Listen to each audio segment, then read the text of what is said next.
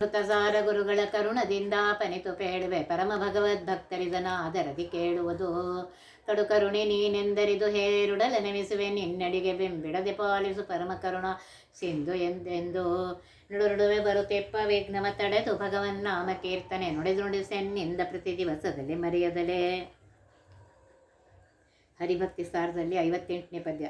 ಪಂಚಭೂತದ ಕಾಯದೊಳು ನೀ ವಂಚಿಸದೆ ಇರುತ್ತಿರಲು ಪೂರ್ವದ ಸಂಚಿದ ಫಲವೆನ್ನಲೇಕಿದ ಮರುಳತನದಿಂದ ಮೆಂಚಿದವರನ್ನುಂಟೆ ನೀರ್ತಿಳೆಯ ಪ್ರಪಂಚವೆಲ್ಲಕ್ಕೆ ತಪ್ಪಿದವನೀ ಕೊಂಚದವನೇ ಕೃಷ್ಣ ರಕ್ಷಿಸು ನಮ್ಮ ನನವರತ. ಪಂಚಭೂತಗಳಿಂದ ಆಗಿರುವಂತಹ ಈ ದೇಹದೊಳಗೆ ನೀನು ವಂಚನೆ ಮಾಡದೆ ಇರುತ್ತಾ ಇರುವಾಗ ನಾನು ಇದನ್ನು ಹಿಂದಿನ ಸಂಚಿತ ಕರ್ಮದ ಫಲ ಎಂದು ಏಕೆ ಕರೀಲಪ್ಪ. ಇನ್ನು ಮರುಳತನದಿಂದಾಗಿ ಅಭ್ಯುದಯವನ್ನು ಕಂಡವರುಂಟೇನೋ ಪರಮಾತ್ಮ. ಪ್ರಪಂಚಕ್ಕೆಲ್ಲ ಹೊರತಾದವನು ನೀನು ಸಾಮಾನ್ಯದವನಲ್ಲ. ಶ್ರೀಕೃಷ್ಣ ಶ್ರೀಹರೇ ನಮ್ಮನ್ನು ಯಾವಾಗಲೂ ರಕ್ಷಿಸು ಅಂತ ಹೇಳ್ತಾ ಇದ್ದಾರೆ. ಇಲ್ಲೇನು ಹೇಳ್ತಾ ಇದ್ದಾರೆ ಅಂದರೆ, ಪ್ರಕೃತಿಗೆ ಒಳಪಟ್ಟಿರುವಂತಹ ಪ್ರತಿಯೊಂದು ದೇಹವೂ ಸಹ ಪ್ರಾಕೃತವಾದದ್ದು. ಮನುಷ್ಯ ಶರೀರವಂತೂ ಪಂಚಮಹಾಭೂತಗಳಿಂದಾಗಿದೆ. ಇಂತಹ ಶರೀರವನ್ನು ಭೌತಿಕ ಶರೀರದಲ್ಲಿ ನೀ ಕೊಟ್ಟಿರುವಂತಹ ಪರಮಾತ್ಮ ಈ ಭೌತಿಕ ಶರೀರದಲ್ಲಿ ತಾನೇ ಒಳಗಿದ್ದಾನೆ. ಬರೀ ಇರೋದಷ್ಟೇ ಅಲ್ಲ, ಹಾಗಿದ್ದು ನಮ್ಮನ್ನು ರಕ್ಷಣೆ ಮಾಡ್ತಾ ಇದ್ದಾನೆ. ಹೀಗಿರುವಾಗ ಈ ದೇಹದಲ್ಲಾಗುವಂತಹ ಕೆಡಕು ಮೊದಲಾದವುಗಳನ್ನು ಕೇವಲ ಹಿಂದಿನ ಕರ್ಮದ ಫಲ ಎಂದು ಹೇಳುವುದು ಸರ್ವತಾ ಸರಿಯಲ್ಲ ಅಂತ ಹೇಳ್ತಾರೆ. ಪಂಚಮಹಾಭೂತಗಳು ಅಂದರೆ ಭೂಮಿ, ನೀರು, ಆಕಾಶ, ವಾಯು, ಅಗ್ನಿ ಇತ್ಯಾದಿಗಳು ಹೇಳ್ತಾ ಇದ್ದಾರೆ. ಇಂತಹ ದೇಹದಲ್ಲಿರಬೇಕಾದ್ರೆ ಇದರ ಮಹತ್ವವನ್ನು ತಿಳಿಯದೆ ಮೋಹಕ್ಕೊಳಗಾಗಿ ಸಾಧನೆಯ ಮಾರ್ಗವನ್ನು ಮಾಡದೆ ಆ ದಾರಿಯನ್ನು ಹಿಡಿಯದೆ ಇರುವ ಜನರೇ ಹೆಚ್ಚು ಅಂತ ಹೇಳ್ತಾ ಇದ್ದಾರೆ. ಇದಕ್ಕೆ ಮರುಳತನ ಅಂತ ಕರೀತಾರೆ. ಅಂದರೆ ತಿಳುವಳಿಕೆ ಇಲ್ಲದೇನು. ದೈವೀ ಹೇಷ ಗುಣಮಯೀ ಮಮ ಮಾಯಾ ದುರತ್ಯಯ. ಗೀತೆ 7ನೇ ಅಧ್ಯಾಯ 14ನೇ ಶ್ಲೋಕದಲ್ಲಿ ಪರಮಾತ್ಮ ಹೇಳ್ತಾ ಇದ್ದಾನೆ, ಇಂತಹ ಅರಿವು ಮೀರಿದ ಜೀವನ ಇದು ಪರಮಾತ್ಮನ ಮಾಯೆ ಅಂತ ಹೇಳ್ತಾರೆ. ಇಂತಹ ಮಾಯೆಗೆ ಒಳಗಾಗದಿರುವರು ಅತ್ಯಂತ ವಿರಳ.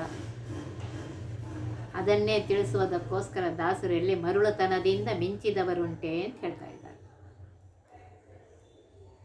ಇಂತಹ ಭೌತಿಕ ದೇಹಕ್ಕೆ ಒಳಗಾಗದ ನಿತ್ಯ ಮುಕ್ತರು ಇಬ್ಬರೇ. ಅವರು ಯಾರು ಅಂದರೆ, ಒಬ್ಬಳು ಮಹಾಲಕ್ಷ್ಮೀ ದೇವಿಯ ಆಗಿದ್ದಾಳೆ, ಮತ್ತೊಬ್ಬ ಪರಮಾತ್ಮ ಲಕ್ಷ್ಮೀಪತಿಯಾಗಿರುವಂತಹ ಪರಮಾತ್ಮ. ಸ್ವತಂತ್ರನಾದ ನಿತ್ಯ ಮುಕ್ತನಂತೂ ನಾರಾಯಣ ಒಬ್ಬನೇ.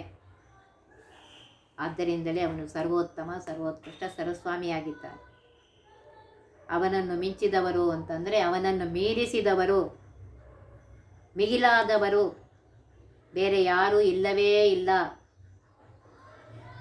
ಅದಕ್ಕೆ ಅವನು ಕ್ಷರಾಕ್ಷರ ಪುರುಷೋತ್ತಮ, ಸರ್ವೋತ್ತಮ ಅಂತ ಕರೀತಾರೆ.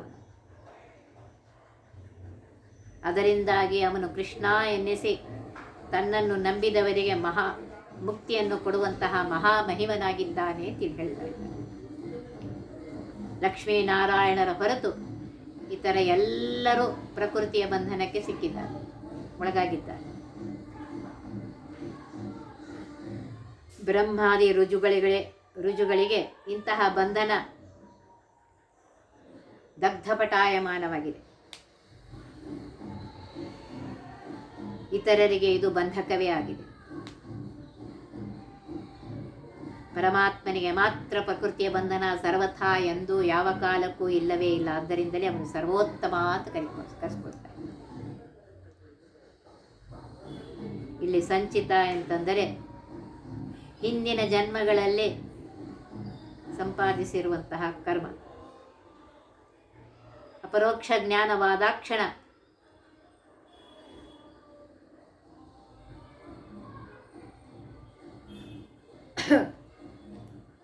ಆವರೆಗಿನ ಸಕಲ ಕರ್ಮಗಳು ಸಹ ಸಂಚಿತ ಅನಿಸ್ತಾ ಇದೆ. ತಪ್ಪಿದವ ಅಂತಂದರೆ ಇಲ್ಲಿ ಸಂಸಾರಿಗಳಿಂದ ಭಿನ್ನನಾದವನು, ಮರುಳತನದಿಂದ ಬೇರೆಯಾದವನು, ನಿತ್ಯ ಮುಕ್ತ ಅಂತಿಲ್ಲ ಅರ್ಥ. ಶ್ರೀಹರಿಗೆ ಜೀವರಿಗೆ ಬರುವಂತಹ ಸಂಸಾರ ಎಂದೂ ಯಾವ ಕಾಲಕ್ಕೂ ಇಲ್ಲವೇ ಇಲ್ಲ ಅಂತ ಹೇಳ್ತಾ ಇದ್ದಾರೆ. ಕೊಂಚದವನೇ ಅಂತಂದರೆ ಸಾಮಾನ್ಯನೇನು, ಪರಮಾತ್ಮ ನಿತ್ಯ ಮುಕ್ತನಾಗಿರುವಂತಹ, ಸರ್ವೋತ್ತಮನಾಗಿರುವಂತಹ, ಸರ್ವೋತ್ಕೃಷ್ಟನಾಗಿರುವಂತಹ ಪರಮಾತ್ಮ ಅಸಾಮಾನ್ಯನಾಗಿದ್ದಾನೆ ಅಂತ ಹೇಳ್ತಾ ಇದ್ದಾರೆ. ಮರುಳತನದಿಂದ ಅಂದರೆ ಅವಿವೇಕದಿಂದ, ಮಿಂಚಿದವರು ಅಂತಂದರೆ ಮುಂದೆ ಬರುವವರು. ಇಲ್ಲೇನು ಹೇಳಬೇಕಾಗಿದ್ರೆ ಅವಿವೇಕತನಿಂದ ಸಾಧನೆ ಎಂದು ಆಗೋದಿಲ್ಲ. ಮಿಂಚಿದವರು ಅಂತಂದರೆ ಸಾಮಾನ್ಯವಾಗಿ ಸಂಸಾರ ಮೋಹ ಮೊದಲಾದರಲ್ಲಿ ಮೀರಿ ನಿಲ್ಲುವರು ಬಹಳ ಕಡಿಮೆ. ಭಾಗವತದಲ್ಲಿ ಅದೇ ಹೇಳಿದ, ಇವನ ಮಾಯವ ಗೆಲ್ಲುವನಾವನು ಈ ಜಗತ್ರೇರಿ ಅಂತ ಹರಿಕಥಾಂಸಾರದಲ್ಲಿ ಹೇಳ್ತಾ ಇದ್ದಾರೆ. ಆದ್ದರಿಂದ ಇಲ್ಲಿ ಏನು ಹೇಳ್ತಾ ಇದ್ದಾರೆ ಅಂತಂದರೆ, ಪರಮಾತ್ಮ ಸರ್ವೋತ್ತಮನಾಗಿದ್ದಾನೆ, ಸರ್ವೋತ್ಕೃಷ್ಟನಾಗಿದ್ದಾನೆ, ಸರ್ವಸ್ವಾಮಿಯಾಗಿದ್ದಾನೆ. ಅವನೇ ಸರ್ವರ ಶರೀರದಲ್ಲಿ 24 ತತ್ವಾಭಿಮಾನಿ ದೇವತೆಗಳ ಅಂತರ್ಗತನಾಗಿದ್ದು, ಭಾರತೀಯರ ಮುಖ್ಯ ಪ್ರಾಣ ಅಂತರ್ಗತನಾಗಿದ್ದು ಅವನೇ ಮಾಡ್ತಾ ಇದ್ದಾನೆ. ಈ ಎಚ್ಚರಿಕೆ ಯಾವಾಗಲೂ ಇರಲಿ. ಹಲವು ಕರ್ಮಗಳಿಂದ ಮೂತ್ರದ ಬಿಲಗಳಲ್ಲಿ ಸಂಚರಿಸಿ ಪದವಿಯ ಫಲವ ಕಾಣದೆ ಹೊಲವು ತಪ್ಪಿದೆ ನನ್ನ ದೇಹದಲ್ಲಿ. ಒಲಿದು ನೀನಿರೆ ನಿನ್ನ ಸಲುಗೆ ಒಲು ಮೇಲಿ ಬರ ಸೆಳೆವ ಮುಕ್ತಿಯ ಲಲನೇನು ತಳುವೆಲ್ಲ ರಕ್ಷಿಸು ನಮ್ಮ ನನವರುತ. ಹಿಂದೆ ಮಾಡಿದ ಬಗೆ ಬಗೆಯ ಅನೇಕ ಕರ್ಮಗಳಿಂದಾಗಿ ಅನೇಕ ಯೋನಿಗಳಲ್ಲಿ ಜನಿಸಿ ಬರುವ ನಾವು ಮುಂದೆ ದಾರಿಯನ್ನಾಗಲಿ ಪರಿಣಾಮವನ್ನಾಗಲಿ ಕಾಣದೆ ದಾರಿಯನ್ನು ತಪ್ಪಿದ್ದೇವೆ. ನನ್ನ ದೇಹದಲ್ಲಿ ನೀನು ಒಲಿದು ನೆಲೆಸಿರುವಾಗ ನಿನ್ನ ಅನುಗ್ರಹ ಬಲದಿಂದ ನಾನು ಮುಕ್ತಿಯ ಕಾಂತಿಯನ್ನು ತಕ್ಕೈಸ್ತೇನೆ ಪರಮಾತ್ಮ, ತಡ ಮಾಡೆನು. ಅಂತಹ ಕರುಣಾಳುವಾಗಿರುವಂತಹ ಶ್ರೀಹರಿಯೇ ನಮ್ಮನ್ನು ಸದಾ ರಕ್ಷಿಸು ಅಂತ ಹೇಳ್ತಾರೆ. ಏನು ಹೇಳಬೇಕಾಗಿದೆ, ಸಾಧನೆಯ ಪೂರ್ವದಲ್ಲಿ,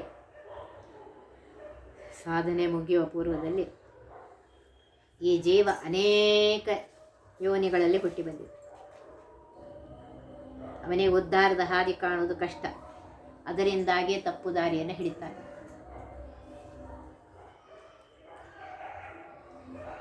ಆದರೆ ಪರಮಾತ್ಮ ಒಲಿದಲ್ಲಿ ಮುಕ್ತಿ ಲಭಿಸುತ್ತೆ. ಮೂತ್ರದ ಬಿಲಗಳು ಅಂದರೆ ಯೋನಿಗಳು. ಸಾಮಾನ್ಯವಾಗಿ ಜೀವರು 84 ಲಕ್ಷ ಯೋನಿಯಲ್ಲಿ ಹುಟ್ಟಿ ಬರ್ತಾರೆ. ಪರಮಾತ್ಮ ದೇಹವನ್ನು ನೀಡುವ ಮಾತ್ರವಲ್ಲದೆ ಈ ದೇಹದಲ್ಲಿ ಸ್ವತಃ ತಾನೇ ನೆಲೆಸಿದ್ದು ಸರ್ವ ಬಗೆಯ ಕರ್ಮಗಳನ್ನು ಸಹ ಯಥೋಚಿತವಾಗಿ ನಡೆಸಿ ಸಾಧನವನ್ನು ಮಾಡಿಸುತ್ತಾನೆ, ಮಾಡಿಸಿ ನಮ್ಮನ್ನು ರಕ್ಷಣೆ ಮಾಡ್ತಾನೆ. ಇದರ ಎಚ್ಚರದೇ ಇಲ್ಲದೆ ಇರುವಂತಹ ಮನುಷ್ಯ ಬಂಧನಕ್ಕೊಳಗಾಗ್ತಾನೆ. ಆದರೆ ಅದನ್ನು ಸರಿಯಾಗಿ ತಿಳಿದು ಅವನನ್ನು ಭಕ್ತಿಯಿಂದ ಆರಾಧಿಸುವರ ಕರ್ಮ ಬಂಧನದಿಂದ ಮುಕ್ತಾಗ್ತಾರೆ. ಮುಕ್ತಿಯ ಲಲನೆಯನ್ನು ಬರಸೆಳೆಯುವುದು ಎಂದರೆ ಮುಕ್ತಿಯನ್ನು ಪಡೆಯುವುದು ಅಂತೇಳಿ ಅರ್ಥ.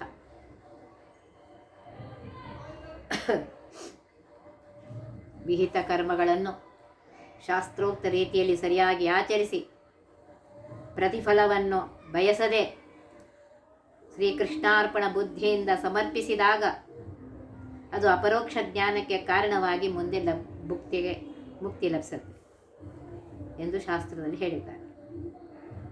ಈ ಸಾಧನೆಯ ಪ್ರತಿ ಹಂತದಲ್ಲಿಯೂ ಸಹ ಪರಮಾತ್ಮನ ಅನುಗ್ರಹ ಅತ್ಯಂತ ಅಗತ್ಯವಾಗಿದೆ.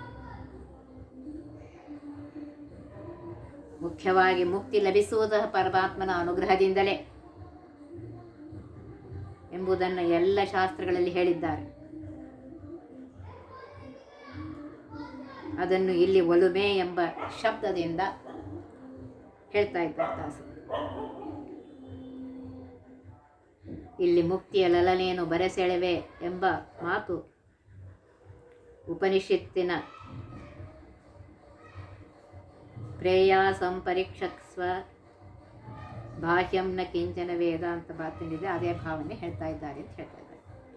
ಎತ್ತಿದೆನು ನಾನಾ ಶರೀರವ ಹೊತ್ತು ಹೊತ್ತಲಿಸಿದೆನು ಸಲೆಬೆ ಸತ್ತು ನಿನ್ನಯ ಪದವ ಕಾಣದೆ ತೊಳಲಿ ಬಳಲಿದೆನು ಸತ್ತು ಹುಟ್ಟುವ ಹುಟ್ಟಿ ಹಿಂಗುವ ಸುತ್ತು ತೊಡಕನು ಮಾಣಿಸೆಲೆ ಮುರುಷೋತ್ತಮನೆ ಮನ ಒಲಿದು ರಕ್ಷಿಸು ನಮ್ಮ ನನವರತ.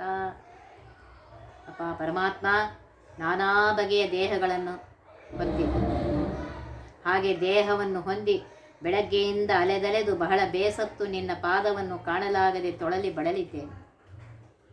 ಸತ್ತು ಹುಟ್ಟುವಂತಹ, ಹುಟ್ಟಿ ಮರಳಿ ಸಾಯುವಂತಹ ವಿಷಮವಾದ ಸನ್ನಿವೇಶ ಈ ಬದುಕಿನ.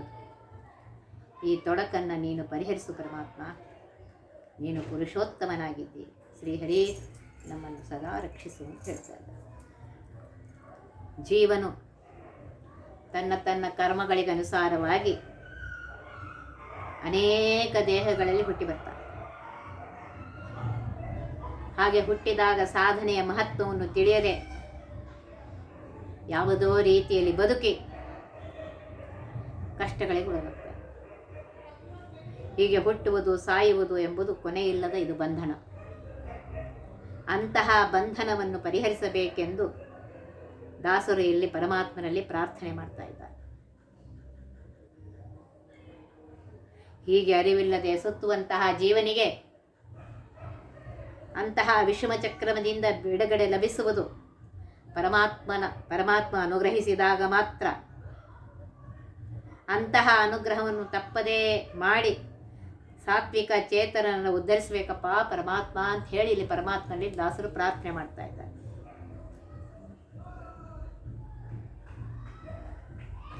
ಹುಟ್ಟು ಸಾವು ಅನ್ನೋದು ಸಂಕೋಲೆ, ಇದು ನಿಜಕ್ಕೂ ಬಂಧನವಾಗಿದೆ. ಜಾತ್ಯಸ್ಯ ಹಿ ಧ್ರುವೋ ಮೃತ್ಯು ಧ್ರುವಂ ಜನ್ಮ ಮೃತಸ್ಯ ಚ ಎಂಬ ಭಗವದ್ಗೀತೆಯಲ್ಲಿ ಪರಮಾತ್ಮ ಹೇಳಿದ್ದಾನೆ. ಇದು ಹುಟ್ಟು ಸಾವುದು ಒಂದು ದೊಡ್ಡ ಸರಪಳಿ ಇದ್ದಂತೆ. ಇಂತಹ ಸಂಕೋಲೆಯು ಕಳಚುವುದು ಯಾವಾಗ ಅಂತಂದರೆ ಪರಮಾತ್ಮನ ಅನುಗ್ರಹದಿಂದಲೇ. ಪರಮಾತ್ಮನ ಅನುಗ್ರಹದಿಂದ ಮುಕ್ತಿ ಲಭಿಸಿದಾಗ ಮಾತ್ರ.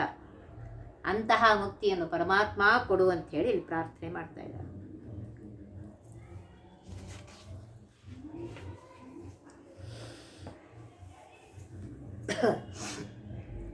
ಇಂದು ಈ ಜನ್ಮದಲ್ಲಿ ನೀನೇ ಬಂದು ಹಿಂದಣ ಜನ್ಮದಲ್ಲಿ ಬಳಿ ಸಂದು ಮುಂದಣ ಜನ್ಮ ಕಧಿಪತಿಯಾಗಿ ಇರುತ್ತಿರಲು ಎಂದಿಗೂ ಎನಗಿಲ್ಲ ತನು ಸಂಬಂಧ ನಿನ್ನದು ಎನಿಗೆ ನೀಗತಿ ಎಂದು ವಿನ್ನಯಿಸಿದನು ರಕ್ಷಿಸು ನಮ್ಮ ನನವರತ. ಈ ಜನ್ಮದಲ್ಲಿ ಪರಮಾತ್ಮ ನೀನೇ ಬಂಧು ಆಗಿ, ಹಿಂದಿನ ಜನ್ಮದಲ್ಲಿ ಬಳಿಯಿದ್ದು ಮುಂದಿನ ಜನ್ಮಕ್ಕೂ ಅಧಿಪತಿಯಾಗಿರುತ್ತಿರುವವನು ನೀನೇ. ಹೀಗಿರುವಾಗ ಎಂದಿಗೂ ನನಗೆ ದೇಹದ ಸಂಬಂಧ ಇಲ್ಲ, ನಿನ್ನ ಸಂಬಂಧ ಮಾತ್ರ ಇದೆ. ಆದ್ದರಿಂದ ನನಗೆ ನೀನೇ ಗತಿ ಎಂದು ವಿಜ್ಞಾಪಿಸ್ತಾ ಇದ್ದೇನೆ. ಪರಮಾತ್ಮ ನೀನು ನನ್ನನ್ನು ಯಾವಾಗಲೂ ರಕ್ಷಿಸು ಅಂತ ಹೇಳಿ ಇಲ್ಲಿ ಕೇಳ್ತಾ ಇದ್ದಾರೆ. ಪರಮಾತ್ಮ ಅನಾದಿ ಕಾಲದಿಂದ ಅನಂತ ಕಾಲದವರೆಗೆ ನಮ್ಮ ಜೊತೆಗೇ ಇದ್ದು ಸಂರಕ್ಷಿಸುವಂಥ ಮಹಾಕರುಣಾ ಸಮುದ್ರನಾಗಿದ್ದಾನೆ ಪರಮಾತ್ಮ ಅಂತ ಈ ಪದ್ಯದಲ್ಲಿ ಹೇಳ್ತಾ ಇದ್ದಾರೆ. ಈ ಜನ್ಮ, ಹಿಂದಿನ ಜನ್ಮ, ಮುಂದೆ ಬರುವಂತಹ ಜನ್ಮ, ಭೂತ ಭವಿಷ್ಯ ಎಲ್ಲ ಕಾಲದಲ್ಲಿಯೂ, ವರ್ತಮಾನ ಭೂತ ಭವಿಷ್ಯ ಎಲ್ಲ ಕಾಲದಲ್ಲೂ ಪರಮಾತ್ಮನೇ ರಕ್ಷಣೆ ಮಾಡು.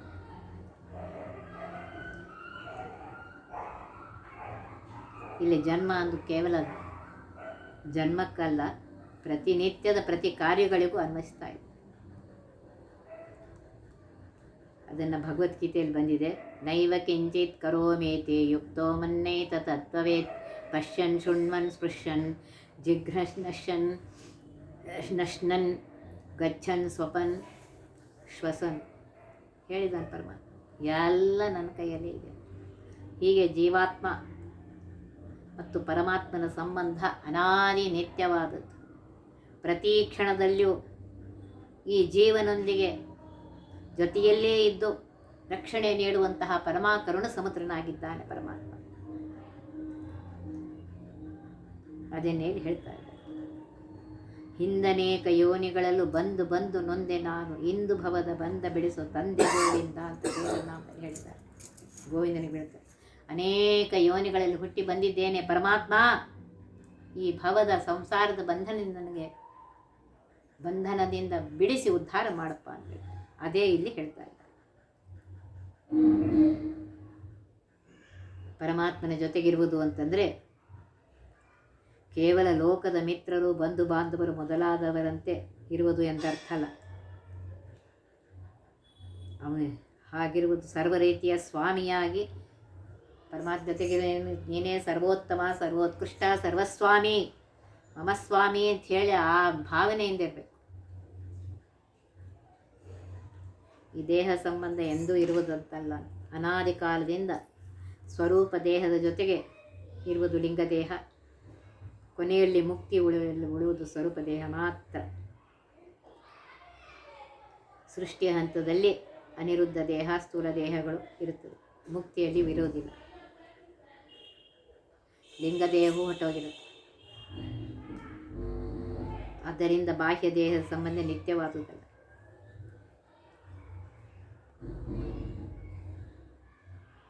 ಈ ರೀತಿಯಾಗಿ ತಿಳಿದುಕೊಂಡು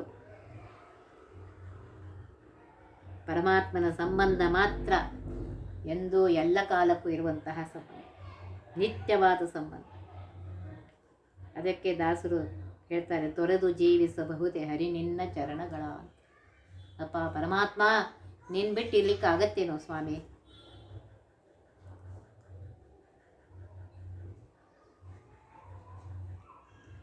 ಇಲ್ಲಿ ತನು ಸಂಬಂಧ ಇಲ್ಲ ಅನ್ನೋದು ಹೇಳೋ ಮಾತು ದೇಹದ ಮೇಲೆ ಅಭಿಮಾನವಿಲ್ಲ ಎಂಬ ತತ್ವವನ್ನು ಹೇಳ್ತಾ ಇದ್ದಾರೆ. ಹೀಗೆ ಅಭಿಮಾನವನ್ನು ತೊರೆದವರಿಗೆ ಮಾತ್ರವೇ ಬ್ರಹ್ಮಜ್ಞಾನ ಸಿದ್ಧಿಸಿ ಪರಮಾತ್ಮನ ಅನುಗ್ರಹವಾಗಿ ಮುಕ್ತಿ ದೊರಕತ್ತೆ ಅಂತ ಹೇಳ್ತಾ ಇದ್ದಾರೆ. ಆದ್ದರಿಂದ ಪರಮಾತ್ಮನೇ ಸ್ವತಂತ್ರ ಕರ್ತ, ಸರ್ವೋತ್ತಮ, ಸರ್ವೋತ್ಕೃಷ್ಟ ಅನ್ನುವಂಥ ಇರಬೇಕು. ಹೀಗೆ ಅಹಂಕಾರವನ್ನು ತೊರೆದಾಗಲೇ ಪರಮಾತ್ಮನ ಹಿರಿಮೆಯನ್ನು ಗೊತ್ತಾಗದಲೇ ಅನುಗ್ರಹ ಆಗ್ತದೆ ಪರಮಾತ್ಮ. ಗೀತೆ 2ನೇ ಅಧ್ಯಾಯ 71ನೇ ಶ್ಲೋಕದಲ್ಲಿ ಹೇಳ್ತಾ ಇದ್ದಾನೆ, ವಿಹಾಯ ಕಾಮಾನ್ ಯಃ ಸರ್ವಾನ್ ಪುಮಾಂಶ್ಚರತಿ ನಿಸ್ಪೃಹಃ ನಿರ್ಮಮೋ ನಿರಹಂಕಾರಃ ಸ ಶಾಂತಿಂ ಅಧಿಗಚ್ಚತೆ. ಹೇಳ್ತಾ ಇದ್ದಾನೆ, ಕಾಮ, ಕ್ರೋಧ, ಲೋಭ, ಮೋಹ, ಮದ, ಮತ್ಸರ ಇದನ್ನೆಲ್ಲ ಬಿಟ್ಟು ನಾನೇ ಸರ್ವೋತ್ತಮ, ಸರ್ವೋತ್ಕೃಷ್ಟ, ಸರ್ವಸ್ವಾಮಿ ಅಂತ ಹೇಳಿ ಪ್ರತಿ ಕ್ಷಣಕ್ಕೂ ಆ ಪರಮಾತ್ಮನನ್ನು ನೆನೆಸಿಕೊಳ್ಳುತ್ತಾ ವರ್ಣಾಶ್ರಮ ಧರ್ಮವನ್ನು ಕಾಲಕ್ಕನುಸಾರವಾಗಿ ಮಾಡಿಸ್ತಾ ಇದ್ದಾನೆ ಪರಮಾತ್ಮನಲ್ಲಿದ್ದು ಅಂತ ಹೇಳಿ ಮಾಡ್ತಾ ಇದ್ದಾಗ, ಪರಮಾತ್ಮನಿಗೆ ಅರ್ಪಿಸಿದಾಗ ಪರಮಾತ್ಮ ಅನುಗ್ರಹ ಮಾಡಿ. ಹೀಗೆ ಪರಮಾತ್ಮನ ನಿತ್ಯ ಸಂಬಂಧವನ್ನು, ಅವನ ಸ್ವಾಮಿತ್ವವನ್ನು ತಿಳಿದು ಸದಾ ಅವನನ್ನು ಪ್ರಾರ್ಥಿಸಿಕೊಳ್ಳುವುದೇ ಸರ್ವ ರೀತಿಯ ಶ್ರೇಯಸ್ಸಿನ ಸಾಧನವಾಗಿದೆ ಅಂತ ಹೇಳ್ತಾ ಇದ್ದಾರೆ. ಅದನ್ನೇ ಈ ಪದ್ಯದಿಂದ ಸೂಚಿಸ್ತಾ ಇದ್ದಾರೆ. ದ್ವಾದಶ ಸ್ತೋತ್ರದಲ್ಲಿ ಬಂದಿದೆ, ಅದರ ವಿವರಣೆ ಇದಾಗಿದೆ ಅಂತ ಹೇಳ್ತಾರೆ. ಹರಿರೇವ ಪ್ಯರೋ ಹರಿರೇವ ಗುರು ಹರಿರೇವ ಜಗತ್ಪಿತೃ ಮಾತೃಗತೆ. ಪರಮಾತ್ಮನೇ ಸರ್ವೋತ್ತಮನಾಗಿದ್ದಾನೆ, ಸರ್ವೋತ್ಕೃಷ್ಟನಾಗಿದ್ದಾನೆ, ಸರ್ವಸ್ವಾಮಿಯಾಗಿದ್ದಾನೆ. ತಂದೆ, ತಾಯಿ, ಬಂಧು ಬಳಗ, ಗುರು, ಜಗತ್ತಿನ ಸರ್ವತ್ರದಲ್ಲಿ ಅವನೇ ವ್ಯಾಪ್ತನಾಗಿದ್ದಾನೆ. ಜೀವ ದೇಹದ ಒಳಗಿದೆ. ಈ ಜೀವನೊಳಗೆ ಪರಮಾತ್ಮ ಸರ್ವೋತ್ತಮನಾಗಿರುವಂತಹ ಪರಮಾತ್ಮ ಇದ್ದಾನೆ.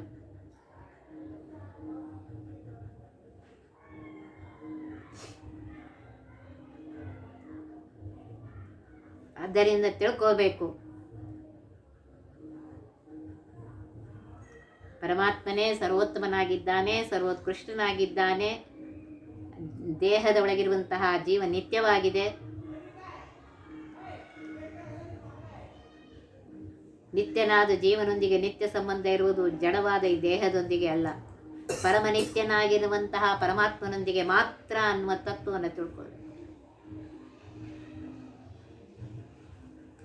ಅದನ್ನೇ ಒಂದು ದಾಸರು ಒಂದು ಪದ ಹೇಳಿ, ನನ್ನಿಂದ ನಾನೇ ಜನಿಸಿ ಬಂದೆನೇನೋ ದೇವ, ನಿನ್ನ ಪ್ರೇರಣೆಯಿಂದ ನಡೆದು ನುಡಿದ ಮೇಲೆ ನಿನ್ನದು ತಪ್ಪೋ ಎನ್ನದು ತಪ್ಪೋ.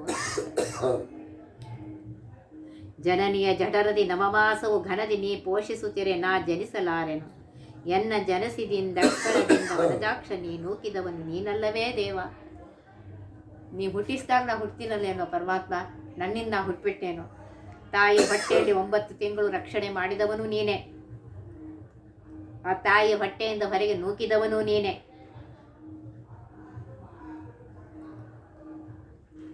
ಅಂಧನ ಕೈಯಲ್ಲಿ ಕೋಲಿತ್ತು ಕರೆದೊಯ್ಯವು ಮುಂದಾಡಿ ತಪ್ಪಿ ಗುಂಡಿಗೆ ಕೆಡಹಲು.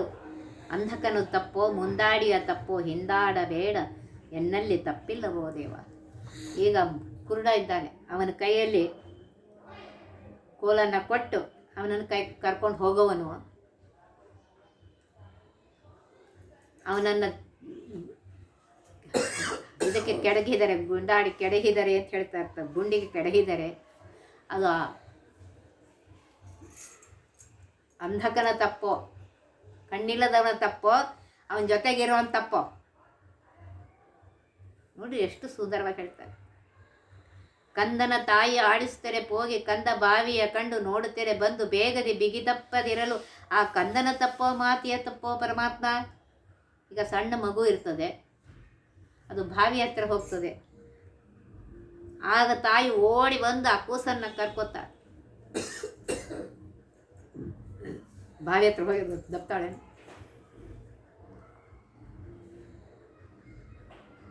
ಅದರಿಂದ ಪರಮಾತ್ಮ ನೀನೇ ನನ್ನ ರಕ್ಷಕನಪ್ಪ ಅಂಥೇಳಿ ಹೇಳ್ತಾ ಇದ್ದಾರೆ. ನೋಡ್ರಿ, ಒಂದೊಂದು ಪದ್ಯದಲ್ಲಿ ಎಷ್ಟೊಂದು ಅರ್ಥವನ್ನು ಇಟ್ಟು ಹೇಳ್ತಾ ಇದ್ದಾರೆ. ಇದನ್ನು ವಿವರವನ್ನು ನಾಳೆ ದಿವಸ ನೋಡೋಣ.